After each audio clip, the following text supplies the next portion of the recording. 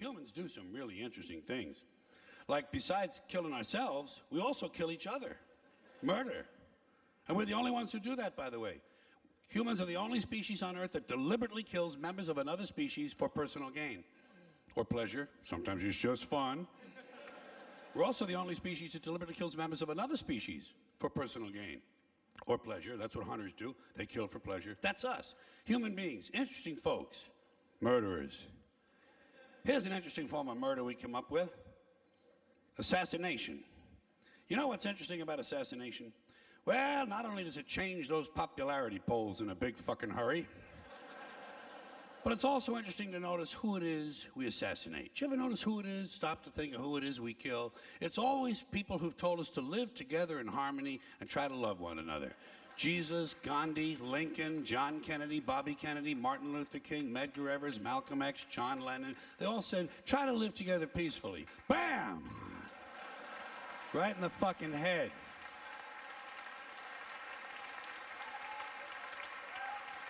Apparently, we're not ready for that. Yeah, that's difficult behavior for us.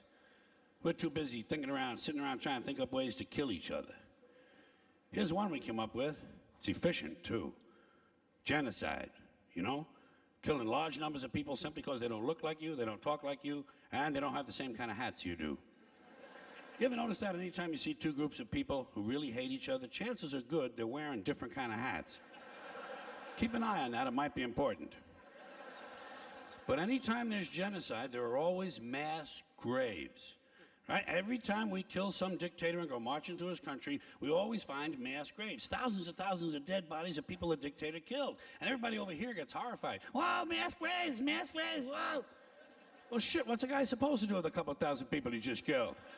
Dig separate holes? Fuck that shit. It's labor intensive. Get real.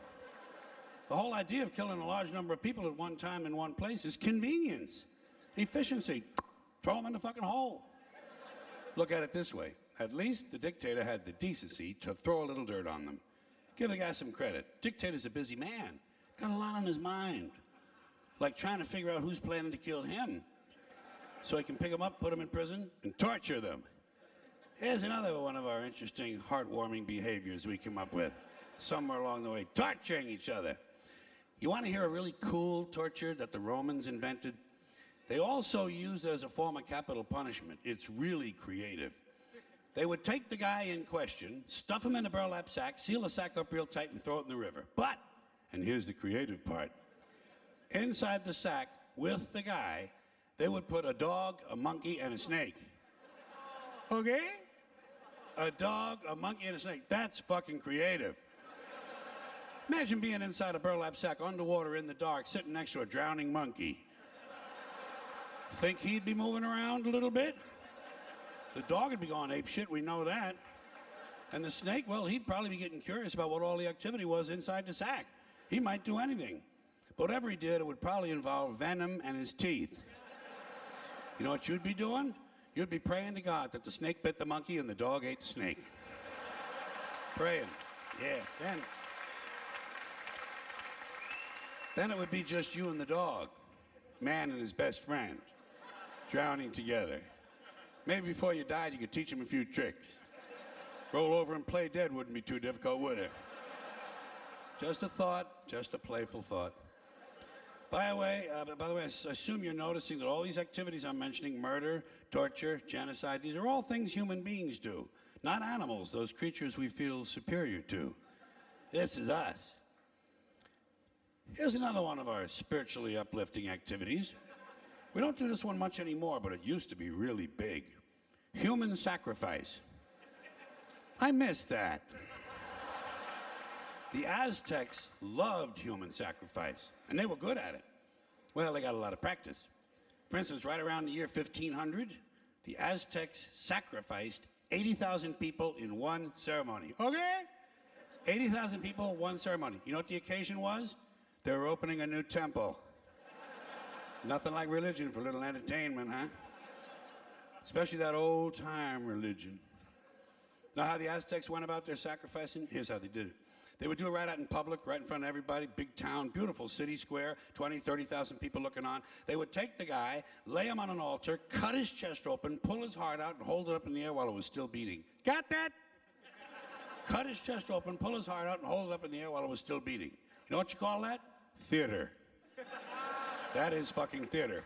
And although the procedure may have been a little too crude to be considered the first bypass surgery, it could easily be seen as an early form of organ donor program. The Aztecs, human beings, just like us. Not too long ago, 500 years, Columbus had already landed. This is just south of here, Mexico. And by the way, those hearts didn't go to waste, did not go to waste. Because right after the ceremonies, the royal family, naturally, would enjoy another one of our amusing activities, cannibalism. Imagine that, chowing down on another human being. You got to be all out of beef jerky, man. You got to be really fucking hungry. But it happens, doesn't it? Still happens to this day. Bunch of people stranded in the wilderness, run out of Pop-Tarts, got to eat something. Might as well be Steve. And how do you decide who to eat first? How do you decide who's first on the barbecue rack? Do you pick on the little guy because he's skinny and he can't fight back? Or do you all gang up on the bodybuilder because he got a lot of steaks and chops on him? These are things human beings have to consider. One more of these charming diversions of ours, necrophilia. Huh? Now there's a hobby for you. Fucking a corpse. Takes a special kind of guy, don't you think? But it happens, more than you might think. It happens among humans. Animals don't do that. Animals don't fuck their dead. A rat will do a lot of gross things, but he will not fuck a dead rat. It wouldn't even occur to him. Only a human being would think to fuck someone who just died. We gotta be the most interesting critters on the planet. And then we wonder why a UFO doesn't just land and say hello.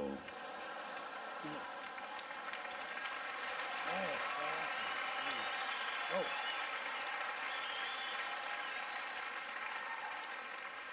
You know the best thing about necrophilia? You don't have to bring flowers. Yeah, usually they're already there. Isn't that nice? It's nice. It's convenient. Human beings will do anything. Anything. I am convinced. That's why when all those beheadings started in Iraq, didn't bother me. I took it right in stride. A lot of people here were horrified. Ah, beheadings, beheadings. What, are you fucking surprised? Just one more form of extreme human behavior. Besides, who cares about some mercenary civilian contractor from Oklahoma who gets his head cut off? Fuck him. Fuck him. Hey, Jack, you don't want to get your head cut off? Stay the fuck in Oklahoma. Stay the fuck in Oklahoma.